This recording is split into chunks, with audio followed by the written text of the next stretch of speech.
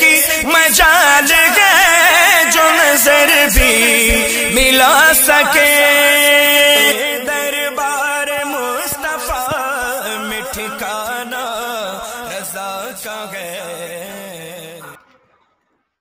آج کے حالات میں اور دور میں مسلمانوں کی جو بنیادی ان کی رفعتیں ہیں، جو ان کی عظمتیں ہیں، جو چیزیں ہیں، وہ چند ہیں۔ ان میں ایک ہے ایمان، ایمان کے بعد ان کی اپنی جان، پھر ان کا نسب، پھر ان کی عزت و آبرو، اور پھر 5ویں درجے میں جا کر کے ان کا مال۔ یہ 5 مسلمانوں کی خاص دولتیں ہیں۔ ہمیں ایمان کی بھی حفاظت کرنی ہے، جان کی بھی، نسب کی بھی، عزت و آبرو کی بھی، اور اپنے مال کی بھی۔ لیکن جان، مال، عزت و آبرو، ان سب سے بڑھ کر جس دولت کی حفاظت ہمارے لیے ضروری ہے، کیا وہ مال ہے؟ تو پھر کیا ہے؟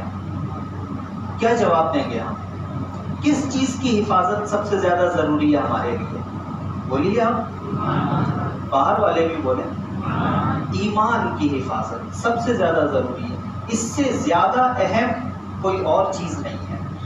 آج جو مسلمانوں پر حملے ہیں، ان کے مال پر بھی ہیں، جائیداد پر بھی ہیں، عزت و آبرو پر بھی ہیں، جان پر بھی ہیں، اور ایمان پر بھی ہیں۔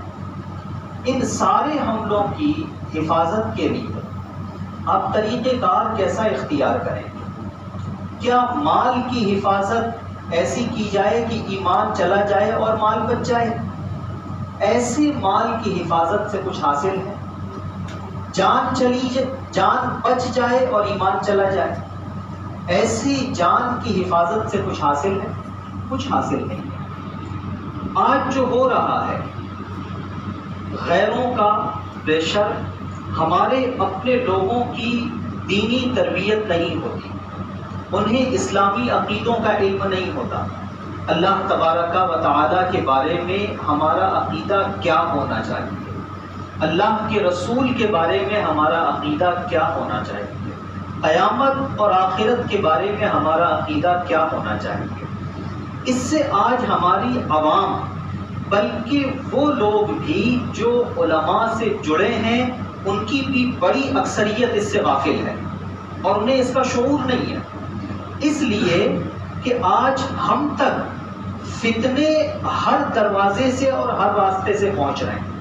بندہ اپنے بیڈ روم میں ہوتا ہے، سوشل میڈیا کے ذریعے کچھ خرافات واٹس ایپ سے، کچھ فیس بک، کچھ یوٹیوب، کچھ ٹویٹر، ان سب کے واسطے سے اس تک کی چیزیں پہنچ رہی ہیں۔ ہمارے اپنے بچے انگلش کانوینٹ اسکول میں پڑھ رہے ہوتے ہیں، وہ یا تو کرسچنس کی ہیں یا پھر یہ ہے کہ غیر مسلموں کی۔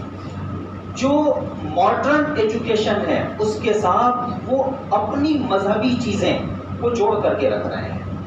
بچہ ہمارا ہے، 5 گھنٹہ ڈیلی وہ اسکول میں رہ رہا ہے، اس کے ذہن پر ماڈرن ایجوکیشن کے ساتھ ان کی جو مذہبی چیزیں ہیں وہ چیزیں بھی کہیں نہ کہیں آ رہی ہیں۔ اب اس کا اثر کیا ہو رہا ہے؟ اس کا اثر یہ ہو رہا ہے، وہی بچہ بڑا ہو کر بجائے اس کے کہ وہ دین کی طرف راغب ہو، دین سے برگشتہ ہو جاتا ہے، دین سے بیگانہ ہو جاتا ہے۔ وہ دین اسلام کو اور باقی دین کو ایکول اور برابر سمجھنے لگتا ہے۔ جیسے عیسائی دین ہے، مذہب ہے، ایسی دین اسلام بھی ہے، جیسے یہودی ازم ہے، ایسی دین اسلام بھی ہے۔ گویا کہ وہ دین کو دین کی سطح سے اتارتا ہے اور کلچر کے لیول پہ لا کے رکھ دیا کرتا ہے کہ یہ ایک کلچر ہے بس، اور کلچر کے طور پہ ہمیں اسے فالو کرنا ہے، اس سے آگے بڑھ کر اس کی کوئی اہمیت نہیں ہے۔ نعوذ باللہ من ذالک۔ اس طرح کے حالات سے آج ہم گزر رہے ہیں۔ اب اس کا ایک ایگزامپل میں آپ کو دوں۔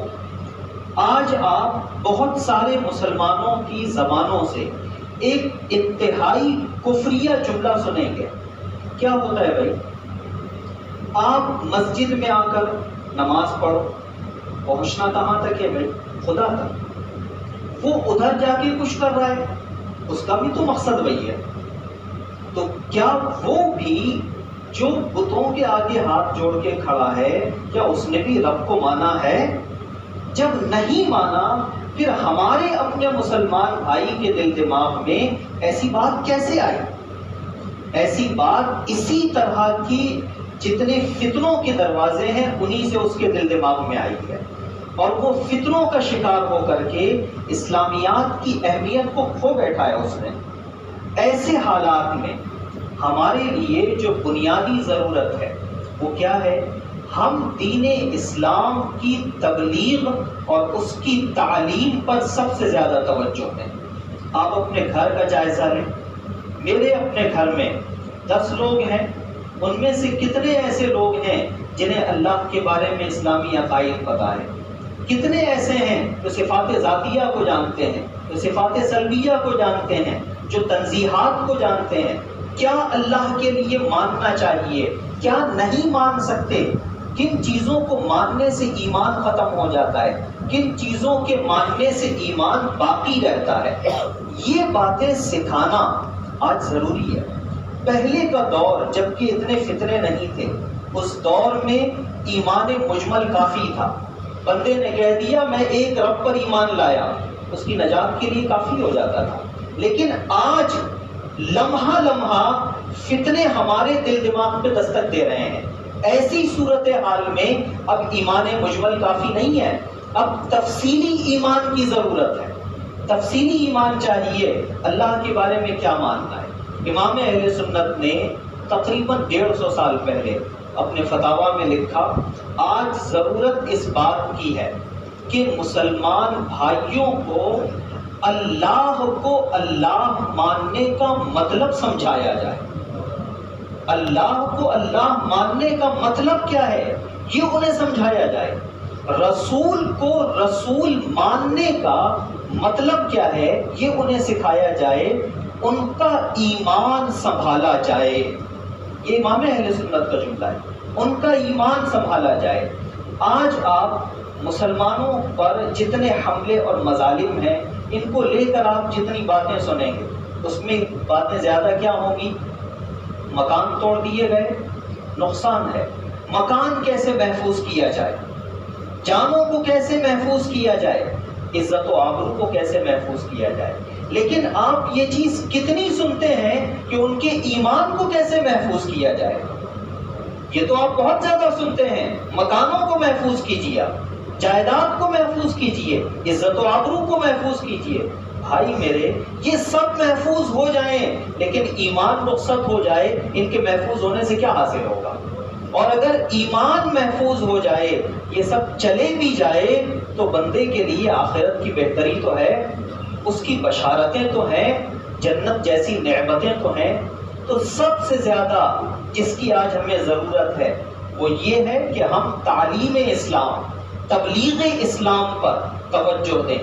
ہم یہ نہ سوچیں مسلمان گھر میں پیدا ہو گیا ہے، پتہ تو ہے اسے، پتہ ہو کر بھی بہت کچھ نہیں پتا ہے، کیونکہ پتہ ہوتا تو پھر وہ شبہ میں تھوڑی پڑتا، شک میں تھوڑی پڑتا۔ شک میں کیوں پڑ رہا ہے؟ اسی لیے کہ اسے پتہ نہیں ہے، اس کی صحبتیں صحیح نہیں ہیں۔ جب پتہ ہو، صحبتیں صحیح ہو تو پھر بندہ شک کا شکار نہیں ہوتا۔ اب اس کی ایک دو نظیریں میں پیش کرنا چاہتا ہوں کہ ہمارے اسلاف نے ساری چیزوں پر ایمان کی حفاظت کیسے کی۔ ایک چھوٹی سی مثال لیجئے، تکلیفیں آئیں، بہت سارے نادان مسلمان وہ اپنے رب سے شکایت کرنے لگتے ہیں، نعوذ باللہ، ساری مصیبتوں نے میرے گھر کا دروازہ دیکھ لیا، ساری تکلیفیں میرے لیے ہیں، فلاں کے لیے آرام، فلاں کے لیے آرام، ساری تکلیفیں میرے لیے۔ یہ اس کی سوچ۔ اب پھر اس کے ساتھ جو دوسرے ملتے ہیں، اس کے آس پاس والے، وہ اس کا کام کرتے ہیں، تو نے ایسا کیا تھا نا اس لیے تیرے ساتھ ایسا ہوا، تو نے فلاں کا یہ کیا اس لیے ایسا ہوا۔ تو دنیا میں ایک پتا بھی کیا رب کی مرضی کے بغیر ہل سکتا ہے؟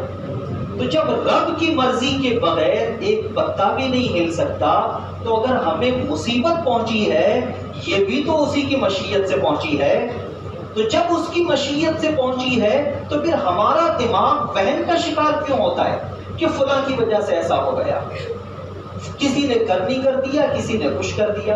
یہ سوچ بن گئی ہے. یہ کیا ہے؟ ایمان جتنا مضبوط ہونا چاہیے وہ مضبوط نہیں ہے.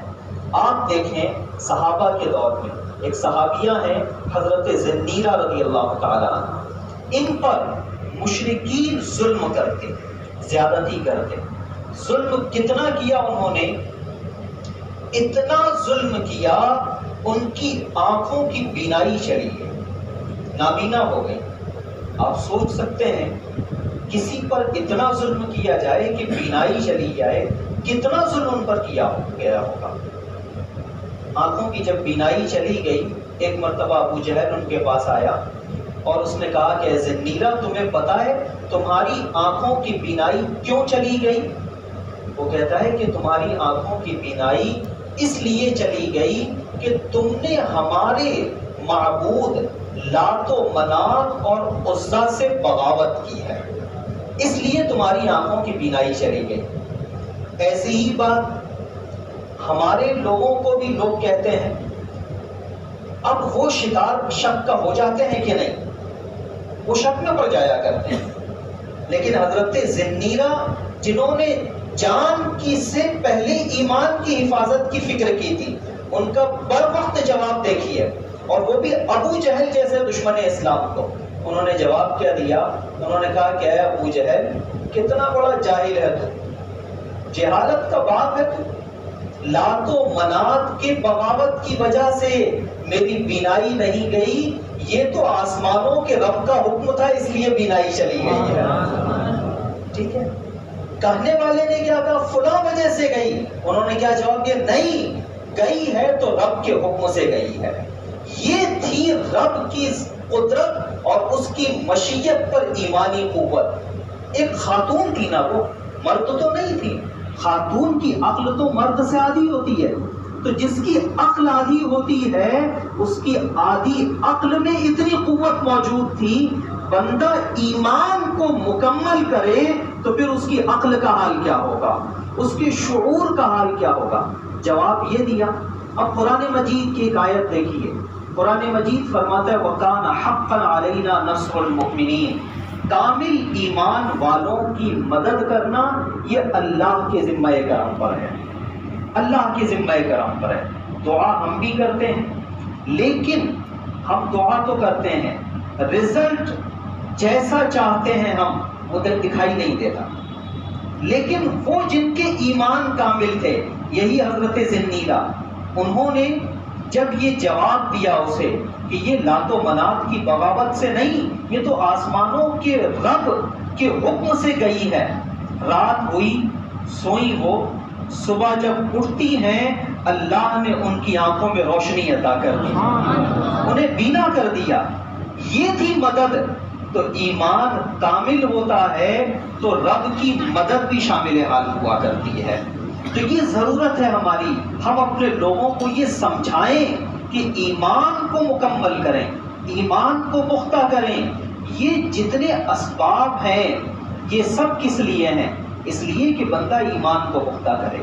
ایسی ایک دوسرے صحابی حضرت خباب بن ارس رضی اللہ تعالیٰ عنہ، یہ آزاد ماں باپ کے بیٹے تھے، خود بھی آزاد تھے، لیکن ایک مرتبہ کسی نے انہیں پکڑ لیا، قیدی بنا لیا. جس نے قیدی بنایا وہ ایک خاتون کی ام نمار نام کی. اس نے انہیں کسی نے قیدی کیا اور مارکیٹ میں لے جا کر کے بیچا. ام نمار نام کی خاتون نے انہیں خرید لیا، ان کی پرورش کی، انہیں بڑا کیا. نبی کریم علیہ الصلوۃ والتسلیم نے اعلان نبوت فرمایا. ان کے دل میں حضور کی محبت پیدا ہو گئی، خباب بن ارس کے دل میں.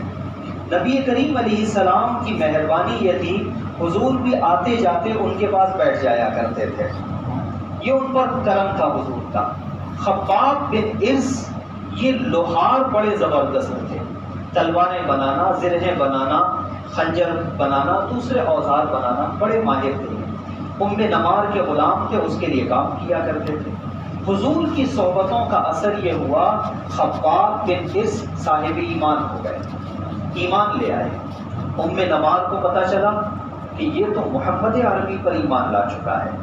اس نے ابتداءً سمجھایا، کہا انکار کر دو، اپنے بتوں کو مانو، تمہارا ایمان انہی پہ ہونا چاہیے۔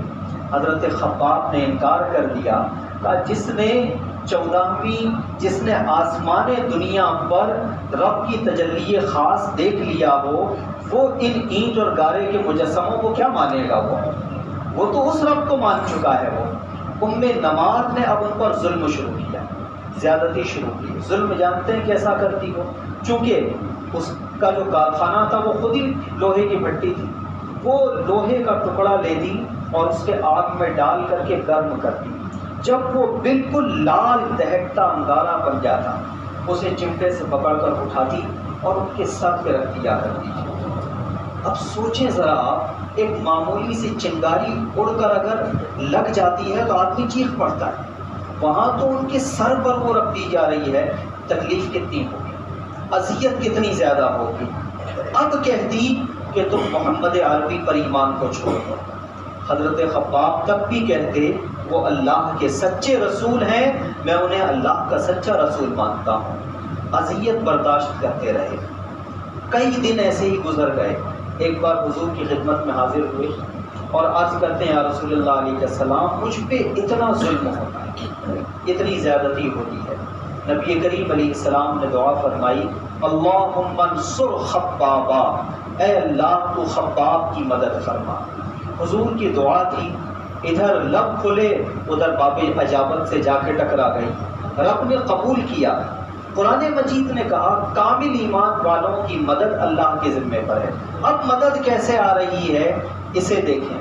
اللہ نے اسی مشرکہ خاتون ام نمار کو سر درد کے مرض میں مبتلا کر دیا، سر درد کے مرض میں مبتلا ہو گئی۔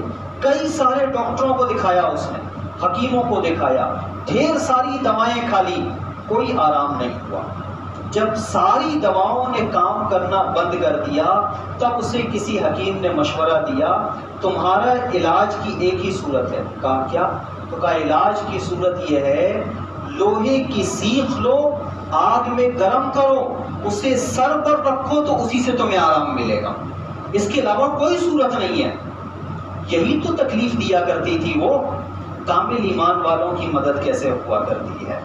اب وہ لوہے کی سیخ گرم کرواتی، اپنے سر پر رکھتی اور اس سے اسے کچھ راحت ملا کرتی تھی۔ اللہ نے کامل ایمان والے کی مدد فرمائی۔ اس کے باوجود اس دور میں بھی ام نمار آپ پر ظلم پھر بھی کیا کرتی تھی، اس کے باوجود کہا کرتی تھی کہ تم انہیں چھوڑ دو اور پھر سے اپنے جھوٹے معبودوں کو مانو۔ وہ اپنے دین پر ڈٹے رہے۔ پھر کچھ دنوں کے بعد حضور کی خدمت میں حاضر ہوئے، حاضر ہو کر کے انہوں نے پھر اپنی مصیبتیں پیش کی۔ یا رسول اللہ علیہ السلام، میرے ساتھ ایسا ایسا ہوتا ہے، اتنا ظلم ہوا کرتا ہے۔ نبی کریم علیہ السلام نے سنا، حضور کو جلال آ گیا۔ حضور نے فرمایا اے خباب، تم سے پہلے جو لوگ ایمان لائے، تم سے پہلے جو لوگ ایمان لائے ان پر تم سے کہیں زیادہ ظلم و ستم ڈھائے گئے، تم سے کہیں زیادہ۔ بعض مومنوں کو تو آرے سے 2 ٹکڑے میں چیر دیا گیا، پھر بھی انہوں نے رب کو رب ماننے سے انکار نہیں کیا اور وہ اس پر مستقیم رہے، اس سے ہٹے نہیں ہو۔ تم پر جو مصیبتیں ہیں اتنی زیادہ تو نہیں ہے۔ نبی کریم علیہ السلام نے فرمایا آئندہ تم اس طرح کی شکایتیں نہ لانا۔ ہم بے چین ہو جاتے ہیں، پریشان ہو جاتے ہیں، حضور ہمیں تعلیم کیا دے رہے ہیں؟ ایمان کے امتحان کے لیے مصیبتیں آتی ہیں، شکایت نہ کرو، اس وقت تم اپنے رب سے استقامت کی دعا کیا کرو کہ مولا تو ہمیں استقامت عطا فرما، اس پر ہمیں تو صبر عطا فرما۔ حضرت خباب بن ارس تکلیفیں جھیلتے رہے، مصیبتیں اٹھاتے رہے۔ سیدنا عمر فاروق اعظم کا دور آیا، آپ کی باخدمت میں ایک مرتبہ حضرت خباب بن ارس آئے۔ سیدنا عمر نے ان کا ہاتھ پکڑا اور اپنے داہنے بازو میں اپنے بغل میں بیٹھا دیا۔ امیر المومنین ہیں، کس کی جرأت ہو امیر المومنین کی مسند پہ ان کے بغل میں بیٹھے؟ سارا مجمع تو سامنے بیٹھتا ہے، امیر المومنین نے انہیں اپنے بغل میں بیٹھا لیا۔ سارے لوگ بھی حیرت میں ہیں، یہ کیا ماجرا ہے کہ آج خباب امیر المومنین کے بغل میں بیٹھے؟ اب امیر المومنین حضرت خباب کو متوجہ کر کے ایک جملہ ارشاد فرماتے ہیں، کہتے ہیں اے خباب، جہاں تم بیٹھے ہو اس جگہ بیٹھنے کا حقدار تمہارے علاوہ ایک بندہ اور ہے۔ صرف 2 بندے ایسے ہیں جو میرے بغل میں بیٹھنے کی اہمیت رکھا کرتے ہیں، انہی کا حق ہے کہ وہ میرے بغل میں بیٹھیں۔ حضرت خباب کہتے ہیں امیر المومنین وہ دوسرا خوش نصیب کون ہے جو آپ کے بغل میں بیٹھ سکتا ہے؟ امیر المومنین کہتے ہیں وہ دوسرا خوش نصیب بلال حبشی ہے جو میرے بغل میں بیٹھ سکتا ہے۔ کہا کیوں؟ کہا اس لیے کہ تم نے بھی ایمان کو بچانے کے لیے بہت مصیبتیں اٹھائی ہیں اور بلال نے بھی ایمان کو بچانے کے لیے بہت مصیبتیں اٹھائی ہیں۔ تو جو ایمان کو بچانے کے لیے مصیبتیں اٹھائے عمر فاروق اعظم کہیں، اس کا مرتبہ یہ ہے کہ عمر اسے اپنے بغل میں بٹھایا کرتا ہے۔ تو یہ مقام کب ملتا ہے؟ جب بندہ ساری اپنی دولتوں کو پیچھے کر کے ایمان کی حفاظت کی فکر کیا کرتا ہے۔ اب حضرت خباب عرض کرتے ہیں کہ امیر المومنین، بلال مجھ سے زیادہ آپ کے بغل میں بیٹھنے کا حق نہیں رکھتے ہیں۔ بلال حق رکھتے ہیں آپ کے بغل میں بیٹھنے کا، لیکن مجھ سے زیادہ نہیں۔ کہا کیوں؟ کہا اس لیے ان پر جب ظلم ہوتا تھا انہیں بچانے والے بھی تو موجود تھے، ابو بکر صدیق بھی تو انہیں بچایا کرتے تھے، دوسرے بھی تو انہیں بچایا کرتے تھے، لیکن مجھ پر جو ظلم ہوتا تھا مجھے تو کوئی نہیں بچانے والا تھا۔ تو اسلام کی خاطر میں نے جو تکلیفیں اٹھائی ہیں مجھے کوئی بچانے والا نہ تھا، تو میں زیادہ حق رکھتا ہوں اس کا کہ میں آپ کے بغل میں بیٹھوں۔ تو آج ہمیں یہ ضرورت ہے کہ ہم اپنے لوگوں میں ایمان کی تبلیغ کریں، اہمیت ایمان اجاگر کریں، ساری نعمتیں چھن بھی جائیں، ایمان محفوظ رہے، بندے کی آخرت کامیاب رہے گی۔ آخری بات اس سلسلے میں عرض کروں، مصیبتوں کو دیکھ کر بندہ گھبرا جاتا ہے اور اس کا اپنے رب پر ایمان ڈگمگا جاتا ہے، دعائیں کرتا ہے۔ حضور نے کیا فرمایا؟ تم نے اپنے رب سے دعا کی، 3 مرحلے ہوتے ہیں، کبھی اللہ تمہاری دعا کو قبول کرتا ہے، جو تم نے مانگا وہ تمہیں دے دیتا ہے۔ کبھی یہ ہوتا ہے کہ تمہاری دعا جو تم نے مانگا وہ تمہیں نہیں ملا۔ ایسا نہیں کہ تمہاری دعا ضائع ہو گئی، بلکہ اللہ کچھ مدت کے بعد تمہیں اس سے بہتر چیز عطا فرما دیتا ہے۔ ایگزامپل کے طور پر لیں، ہم سوچ رہے ہیں کہ بھائی پرانی بائک خرید لیں، کوشش کر رہے ہیں نہیں خرید سکے، دعائیں بھی کی مولا آنے جانے میں دشواری ہوتی ہے، میرے لیے انتظام ہو جائے، کوشش کی نہیں ہو سکا، لیکن پتا چلا 6 مہینے کے بعد اللہ نے اتنا دے دیا کہ بندہ نئی بائک خرید لے رہا ہے۔ تو یہ کیا ہے؟ اس وقت جو اس نے دعا کی تھی رب نے اسے ضائع نہیں ہونے دیا، اس سے بہتر اسے بعد میں عطا کر دیا۔ تیسرا درجہ یہ ہوتا ہے، دنیا میں بعد میں بھی وہ چیز نہیں ملتی ہے، اس سے بہتر نہیں ملتی، اللہ اسے اس کی آخرت کے لیے ذخیرہ کر دیتا ہے۔ قیامت کا دن ہوگا، بندہ آخرت میں اس کے ثواب کو دیکھے گا، تب تمنا کرے گا کاش دنیا میں میری کوئی دعا قبول ہی نہ ہوئی ہوتی۔ اتنی برکتیں اللہ جس دعا کو ذخیرہ کر لے آخرت میں عطا فرماتا ہے۔ تو مسلمانوں، وہ جو بے دیکھے جسے ہم نے مانا ہے اس پر ایمان مضبوط بھی اتنا ہونا چاہیے۔ اب دیکھیں، ہم تھوڑی سی چیز کو دیکھ کے گھبرا جاتے ہیں، میرے رب کی قدرت کیسی ہے، اس قادر کیسا ہے، وہ ہم اسے مانتے ہیں نا، وہ قادر علی الاطلاق ہے، جو چاہے کر سکتا ہے، ہماری مصیبتیں بھی تو وہی دور کرے گا، لیکن ہم اپنے آپ کو اس کی بارگاہ میں جھکنے والا تو بنائیں۔ قدرت کیسی اس کی۔ علامہ شہاب الدین قلیوبی نے شب برات کے فضائل میں ایک واقعہ لکھا کہ سیدنا عیسیٰ علیہ السلام جنگل سے گزر رہے تھے، ایک پہاڑ کے پاس سے گزرے، آپ کی نظر پہاڑ کی چوٹی پر پڑی، آپ نے دیکھا کہ اس کی جو چوٹی ہے بالکل گول ہے، گنبد جیسی. آپ کو بڑا تعجب ہوا, کیا آٹومیٹک بھی کوئی گنبد جیسی چوٹی ہو سکتی ہے؟ آپ نیچے سے چڑھے اس چوٹی کے پاس پہنچ گئے, پوری ہر طرف سے پیک ہے, کہیں کوئی سوراخ بھی نظر نہیں آ رہا ہے. ندا آتی ہے, وحی آتی ہے, اے عیسیٰ کیا اس سے زیادہ بھی تعجب والی بات دیکھنا چاہتے ہو؟ عرض کرتے مولا دکھا دے. وہ گنبد پہاڑ کی چٹان جو تھی پھٹی, ایسے جیسے ہم سیب کو 2 ٹکڑے میں کاٹ دیا کرتے ہیں, یوں پھٹی, بیچ میں سے خالی حصہ پھٹی, اور اس میں سے ایک شخص نمودار ہوئے, اس کے اندر سے نکلے. حضرت عیسیٰ انہیں دیکھ کر بڑے متعجب ہوئے. یہ چٹان وہ ہے جہاں سانس جانے کا راستہ تک کے نہیں ہے. رب کی قدرت کیسی ہے, انسان بغیر سانس کے جی نہیں سکتا, وہ انسان کو بند پہاڑ میں جہاں سانس نہیں جا سکتی وہاں بھی وہ انسان کو زندہ رکھ سکتا ہے. تو جو بغیر سانس کے انسان کو زندہ رکھ سکتا ہے وہ ہماری ان معمولی مصیبتوں کو دور نہیں کر سکتا؟